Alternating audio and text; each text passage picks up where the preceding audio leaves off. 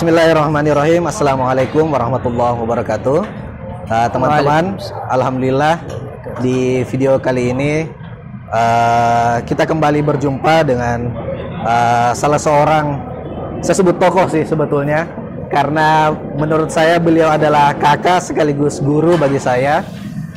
Beliau mengajarkan banyak hal sejak di pondok pesantren.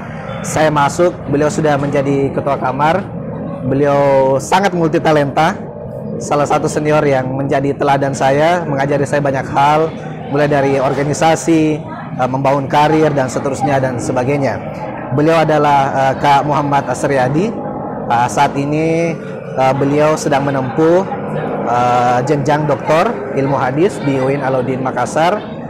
Dan di samping itu beliau memiliki banyak sekali karir, mau di bidang dakwah, motivator, kemudian di seni juga oke, olahraga juga iya. Sehingga saya kira beliau bisa saya sebut sebagai salah satu profil santri yang sempurna atau hampir sempurna lah. Kalau kesempurnaan itu adalah sesuatu yang tidak mungkin terjadi, maka beliau ini adalah sosok yang hampir sempurna. Dan alhamdulillah malam hari ini saya mencuri waktunya beliau. Lagi-lagi di tengah kesibukan beliau dalam dunia dakwah, saya menyempatkan waktu, saya minta waktu untuk merekam video ini, untuk membagi sharing dengan teman-teman supaya menjadi inspirasi. Karena saya kira ada banyak hal yang bisa kita ambil pelajaran dari sosok beliau. Yang pertama mungkin begini, Kak. Iya.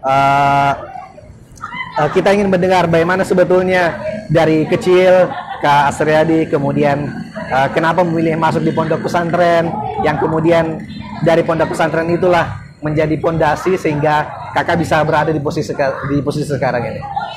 Oke, baik, terima kasih Dinda Darul, Dinda yang sangat spektakuler yang sudah melanglang buana di berbagai daerah, terutama baru-baru saja menyelesaikan studinya di Qatar ya.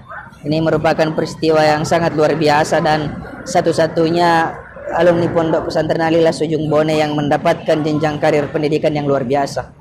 Baik, mulanya tatkala melihat salah seorang sepupu saya yang waktu itu baru-baru kembali ke daerah dan melaksanakan dakwah. Di situ saya menanamkan niat bahwa saya mau seperti dia. Dalam tanda kutip bahwa mau seperti dia sebagai pendakwah. Itu sebenarnya merupakan cita-cita lama sebelum menginjakkan kaki di Pondok Pesantren Al-Ikhlas Ujung Bone. Jadi saya senang melihat orang tampil di depan publik, tetapi tampilnya itu penuh banyak manfaat dan memberikan inspirasi kepada banyak orang. Itulah yang saya tanamkan.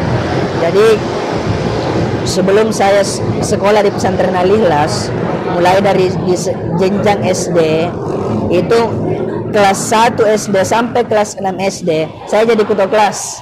Luar biasa. Ya. Jadi kelas, bayangkan coba 6 tahun tidak pernah tergantikan sekalipun. Bahkan tatkala ada gerak jalan di kecamatan waktu itu, karena saya perwakilan desa saya, di situ saya jadi pemimpin. Kalau kita lihat kan barisan gerak jalan itu, kalau di barisan terdepan pasti orang-orang tinggi. Tetapi uniknya itu saya bisa menjadi pemimpin barisan yang notabene-nya lebih rendah daripada di barisan pertama. Ya, itu berarti mewakili sekolah? Itu mewakili sekolah. Walaupun pada saat itu kan kami tidak juara ya, karena sekolah kami ini di daerah pelosok, dan tentunya yang juara itu di daerah-daerah kecamatan karena latihannya mereka intensif. Setelah itu berniat mau mondok ya. Saya mendapatkan ajakan bahwa ada salah satu pesantren baru yang kala itu di 2004, tempatnya di ujung. Saya tidak tahu apa-apa waktu itu, hanya intinya saya mau mondok dan saya mau ceramah, titik. Saya tidak pernah bercita-cita apa dulu. Ternyata pengen menjadi orang yang bisa berceramah di depan. Pengen menjadi orang yang bisa ceramah di depan umum, intinya begitu ya. Setelah itu ada ajakan masuk di Pesantren Al-Ikhlas, dan tentunya banyak pengalaman yang luar biasa tatkala saya mondok. Karena pada saat masuk di kelas 1 sanawiyah sampai kelas 3 sanawiyah, kemudian melanjutkan jenjang pendidikan di aliyah, di situ ternyata kita memang dilatih bagaimana bisa berceramah sebagai santri. Makanya saya syukurnya di situ. Berarti sesuai dengan ekspektasi. Sesuai dengan ekspektasi. Tetapi pada saat pertama-tama mulai ceramah, saya tidak tahu mau bilang apa. Diajarkan pembukaan sama Ustadz, bahkan sampai membuat naskah ceramah. Sampai-sampai pada saat ceramah saya punya pengalaman di awal-awal itu saya pernah pingsan tatkala tampil di depan publik karena mungkin sudah di masjid asli 2 kali saya kena hal seperti itu. Pertama waktu masih kelas 2 sanawiyah, yang kedua pada saat kelas 1 aliyah, tatkala itu diutus pergi ceramah mewakili pesantren. Ya. Oh, yang pertama kali ke tugas 1 bulan. Pertama kali itu di kampung.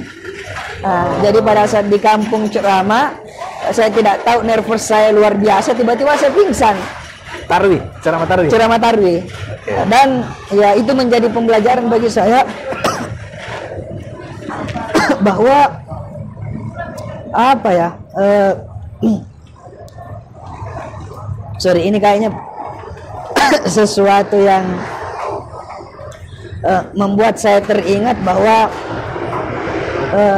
tampil di depan umum kita butuh mental yang luar biasa. Walaupun mulanya kita tidak punya ilmu, tetapi ada rasa ingin berbagi. Cuma suasana membuat kita kaget bahwa tampil di depan umum itu tidak tampil begitu-begitu saja, sehingga menjadi pembelajaran berharga bagi saya bahwa belajar kepada orang yang sudah punya mental bisa tampil di depan umum dan memberikan yang terbaik. Hingga hari ini pun sebenarnya proses berlatih itu masih terus ada. Jadi ini belum final, tetapi sejak dari sanawiyah, kemudian aliyah, kuliah di perguruan tinggi, terus berusaha berjuang bagaimana mengasah mental untuk mampu tampil perfect di depan sebaik mungkin jamaah. Oke. Lanjut dari situ Kak, berarti setelah memang dari awalnya pengen jadi penceramah, terus masuk di pesantren, sudah mendapat bekal ilmu, kemudian sering latihan, setelah dari pesantren tentu semakin mantap. Dan pada akhirnya masuk di jurusan ilmu hadis dari S1 sampai sekarang S3 insya Allah segera doktor. Amin. Kenapa memilih jurusan ilmu hadis Kak? Ceritanya begini, saya sebenarnya tersesat dalam kebaikan ya. Ini biasa saya sampaikan ketika berbicara di depan adik-adik mahasiswa bahwa adik-adik sekalian, ini saya tersesat di dalam kebaikan karena waktu itu pertama kali menginjakkan kaki di Makassar dan melihat guru-guru di pesantren, para inspirator di sekitar saya mau jadi guru olahraga. Itu waktu di pesantren? Waktu di pesantren, saya mau jadi olahraga.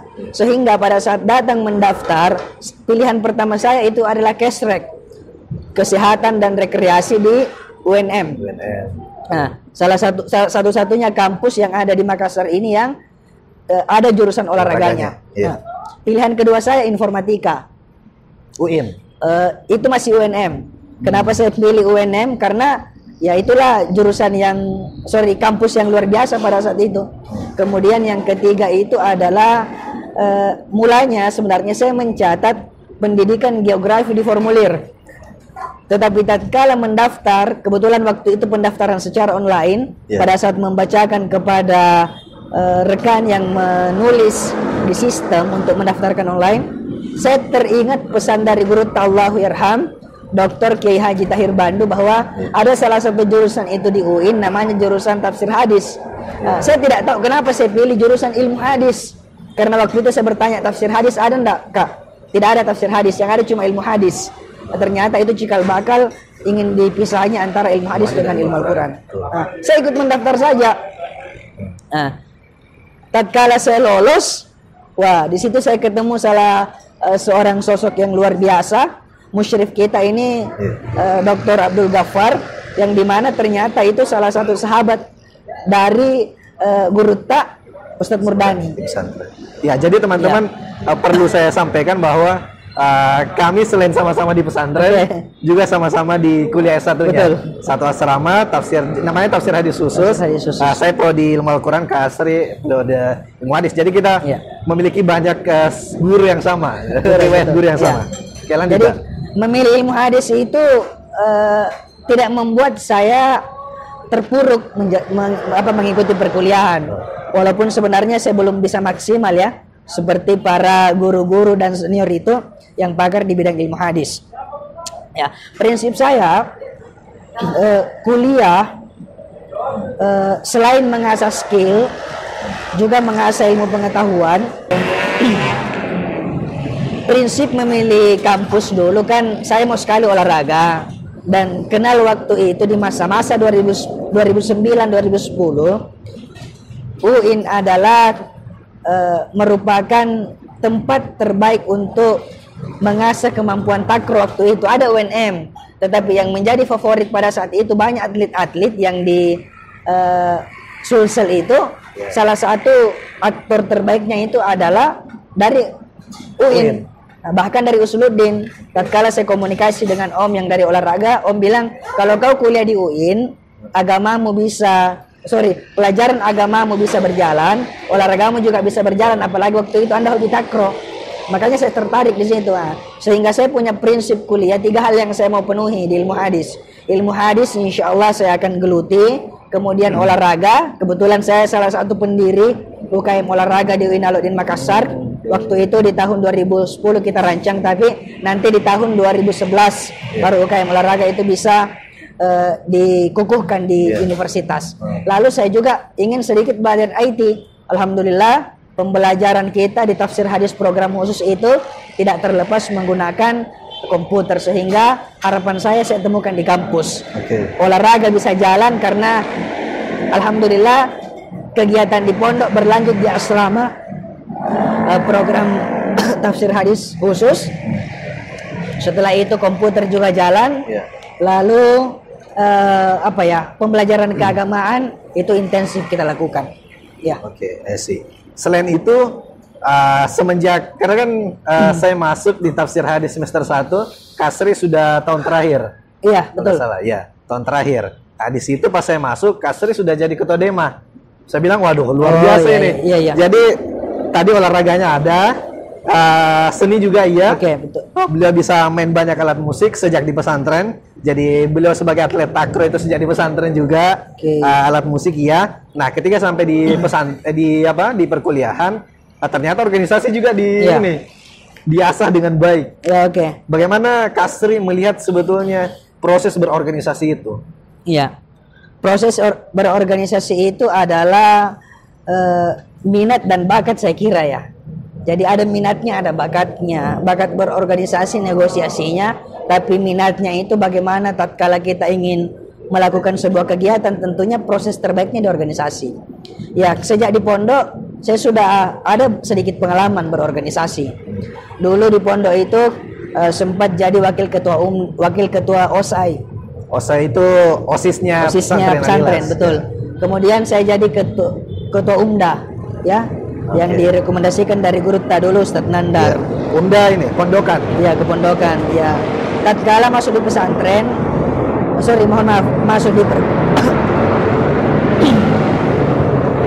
tatkala masuk di perguruan tinggi, saya mendapatkan inspirasi dulu bahwa ada jenjang organisasi di tingkatan mahasiswa. Salah satu proses yang paling awal saya ambil adalah menjadi ketua tingkat di kelas saya dan di angkatan saya. Ya. Jadi tatkala berarti melanjutkan riwayat kepemimpinan sejak SD yang jadi ketua kelas. Betul, melanjutkan riwayat kepemimpinan sejak SD. Tatkala saya menjadi ketua tingkat, ternyata ini adalah proses yang luar biasa, dan di sini kita dilirik oleh para senior. Yang waktu itu saya belum tahu momentumnya seperti apa ya. Ternyata harapan saya hanya menjadi ketua tingkat saja, karena memang saya hobi jadi ketua. Ketika menjadi ketua tingkat atau ketua kelas, ada mubes di Sanad, salah satu organisasi kita ya, yang ada di program khusus tafsir hadis. Mahasiswa tafsir hadis. Ya, di situ ada senior yang mengarahkan saya untuk jadi presidium sidang atau pimpinan sidang. Wah, kok saya yang diminta ya?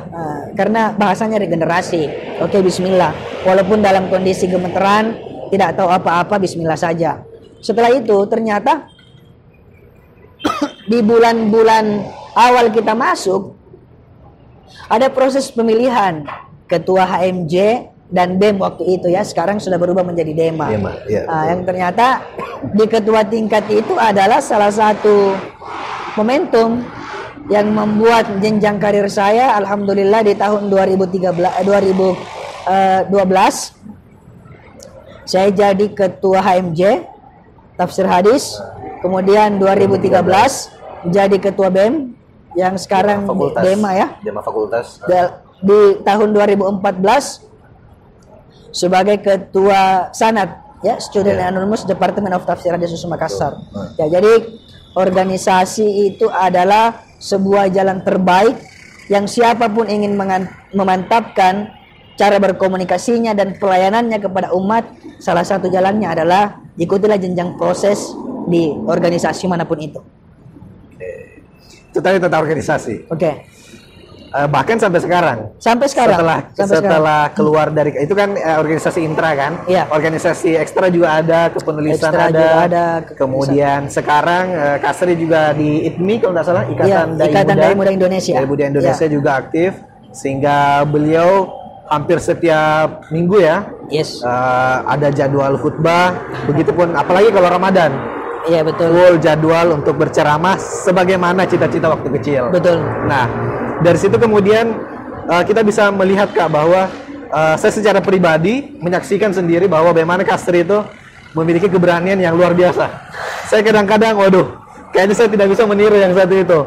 Saya susah untuk meniru karena beliau, kalau yang saya lihat adalah keikhlasan beliau. Jadi keikhlasan Kak Asriadi ketika ada sesuatu yang baik, apalagi itu berkaitan untuk kepentingan agama, beliau mau melakukannya. Makanya ketika di organisasi ataupun untuk jenjang karir, makanya saya lihat karir yang digeluti Kasri sekarang itu adalah mungkin hasil dari tempaan ketika berorganisasi yang kemarin. Makanya sekarang pun saya kira Kasri juga sekarang jadi manajer kalau tidak salah di Nuo, Kak. Oke. Jadi kemarin baru saja kita melaunching jadi di pesantren kami itu, Pondok Pesantren Alilas, Ketua Yayasan kami, Prof. Andre Guruta, Profesor Dr. Nasaruddin Umar, baru saja melaunching sebuah lembaga Nasaruddin Umar Office, di mana yang menjadi manajernya adalah Kasri sendiri. Mungkin bisa diceritakan Kak, bagaimana berkarir secara umum Kasri, kemudian sekarang di Nasaruddin Umar Office. Oke, baik, terima kasih.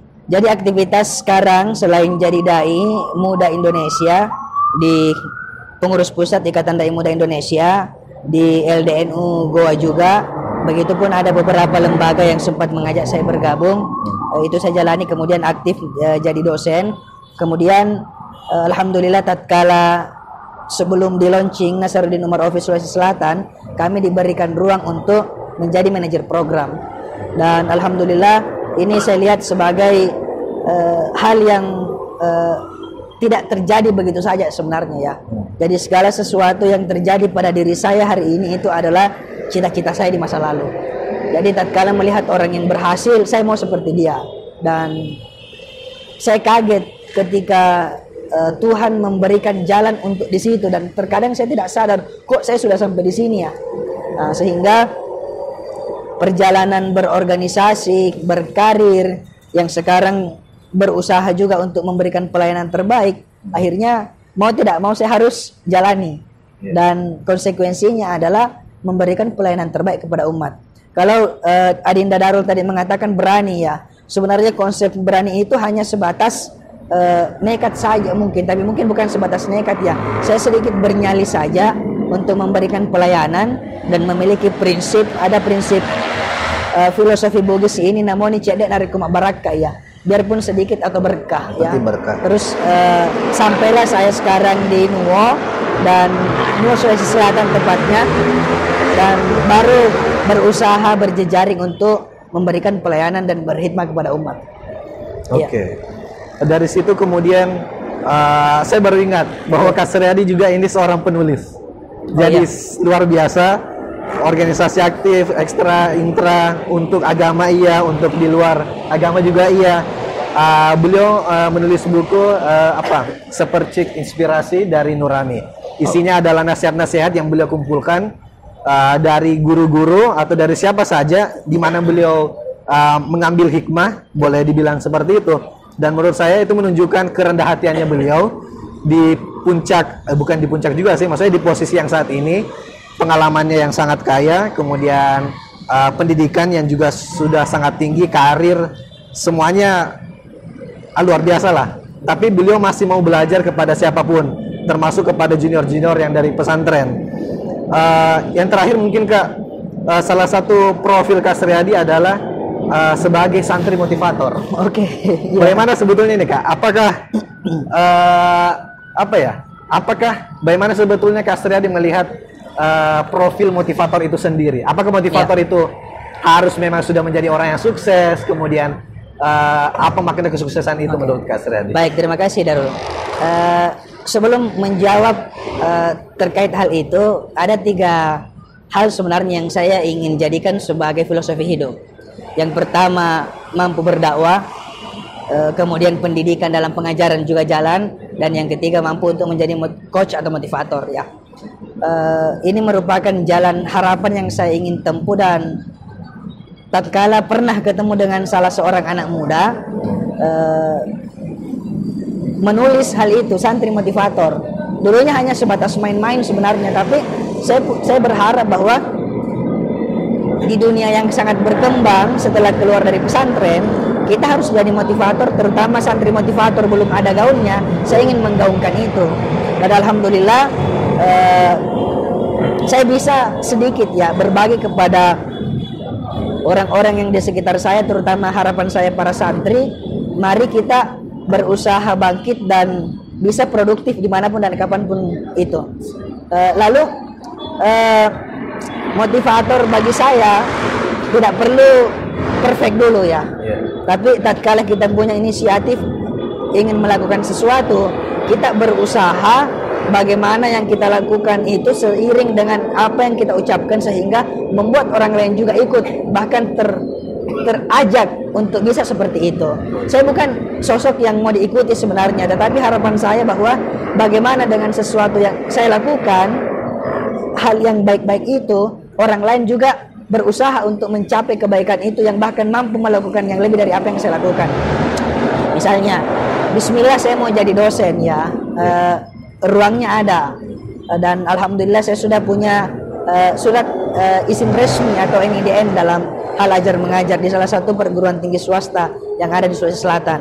Kemudian melihat orang pada jenjang pendidikan tertinggi, doktor, mendapatkan beasiswa ya, bahkan dulu kan luar biasa, Darul juga sudah mendapatkan beasiswa di S2, ini S3, saya bismillah mau mendapatkan seperti itu. Ternyata alhamdulillah Tuhan berikan jalannya, sehingga motivasi bagi saya itu adalah suplemen penggerak di dalam diri kita untuk melakukan sesuatu yang lebih baik dan mendapatkan pencapaian yang lebih baik juga.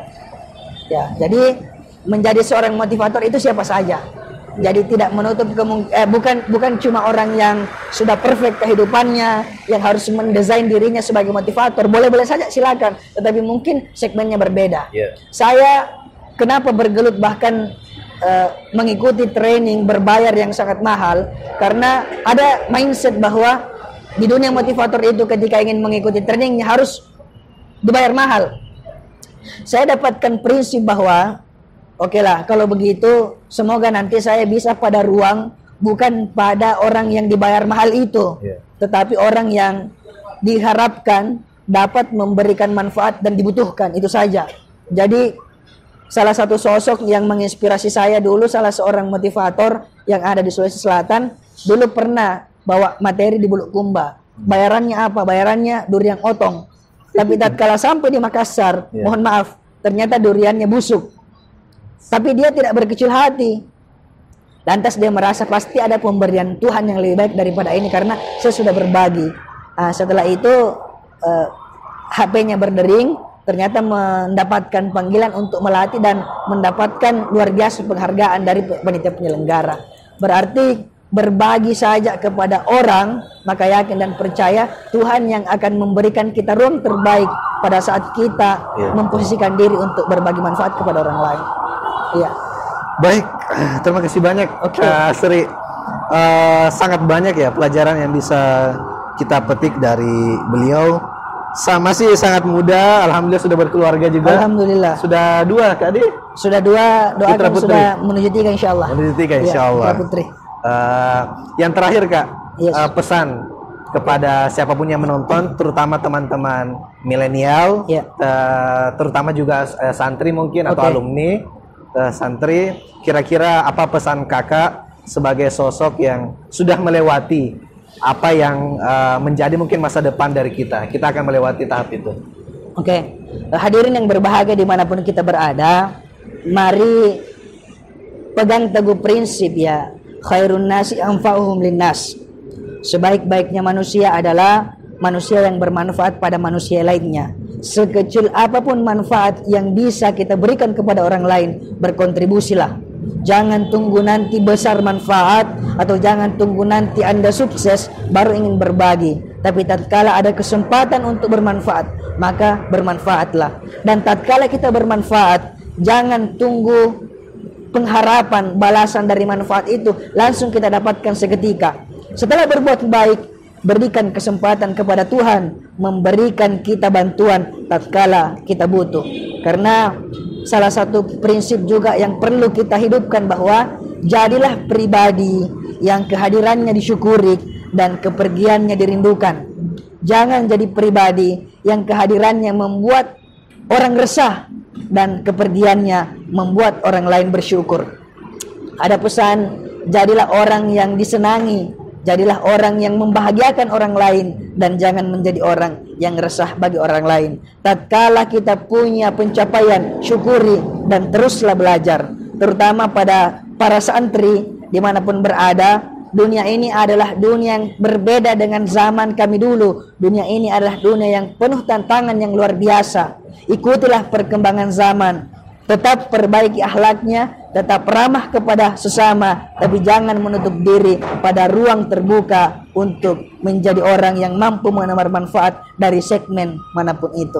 Terima kasih atas kesempatannya pada malam hari ini. Saya kira ini momentum yang sangat luar biasa. Pesan saya juga khusus untuk Adinda Darul, teruslah berkarya, teruslah bermanfaat, lanjutkan pendidikan sampai jenjang tertinggi, dan ketika sampai pada harapan yang diinginkan, terutama pada persoalan menikah, menikahlah pada waktu yang tepat ya. Jadi saran saya kepada seluruh jombloers yang ada, menikah pada momen dan waktu yang tepat dan tidak perlu terburu-buru. Nikmatilah perjalanan dan kebahagiaan hidupmu, karena bahagianya kita bukan ditentukan dari orang lain, tapi bahagianya kita ditentukan dari usaha kita membahagiakan diri kita, keluarga kita, dan orang-orang yang ada di sekeliling kita. Terima kasih.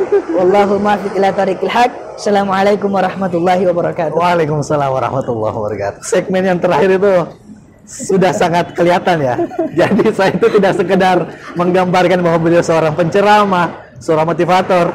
Segmen terakhir itu betul-betul memperlihatkan bagaimana kualitas pribadi Kak Suryadi. Terima kasih banyak Kak atas pesan-pesannya. Terima kasih kembali. Terima kasih banyak atas kesempatannya, energinya juga. Saya kira kegiatan beliau sangat padat hari ini, tapi beliau menyempatkan. Seharusnya beliau sudah istirahat, tapi menyempatkan untuk berbincang-bincang di video kali ini.